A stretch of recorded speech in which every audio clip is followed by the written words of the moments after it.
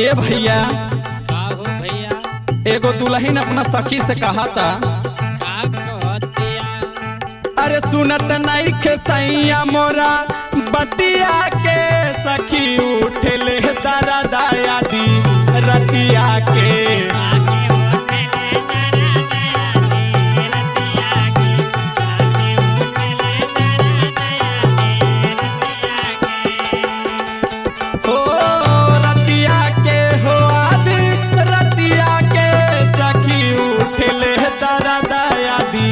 रतिया के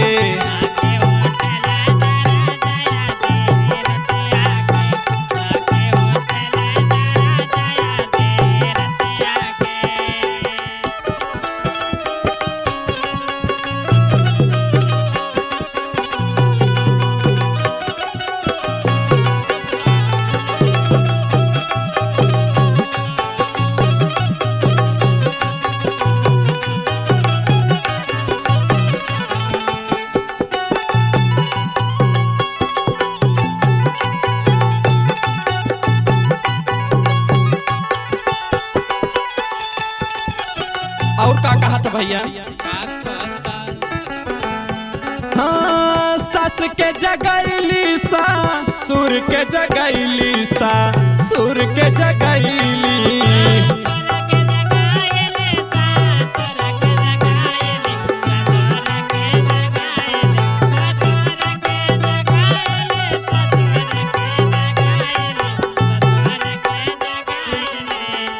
जठया जठानी ना नद के बोलाइनी ना नद के बोलाइनी।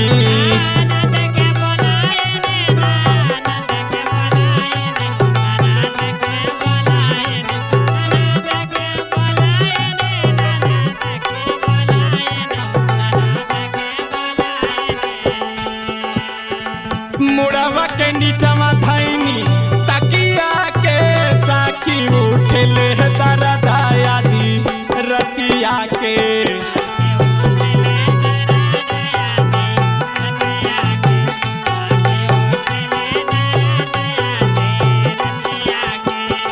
रतिया के हो दी रतिया के साखी उठले दरा दाया दी रतिया के।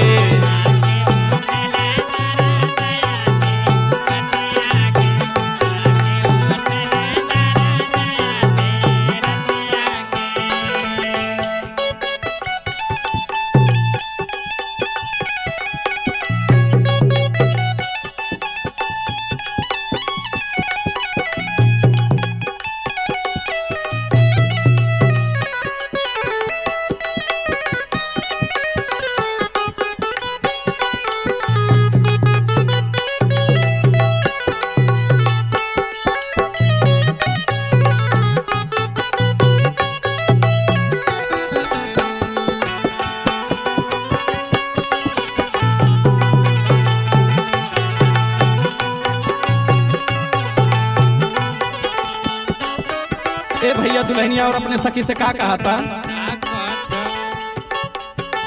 देवर के जगवनी देव रानी के जगवनी देव रानी के जगवनी।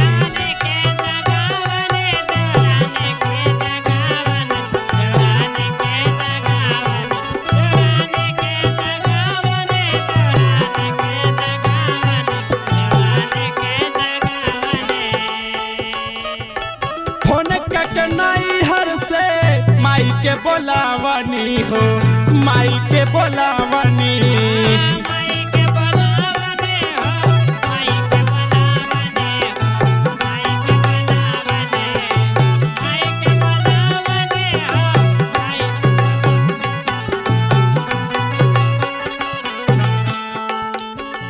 विष्णु मनी से मरल मतिया के सखी उठले दरा दाया दी रतिया।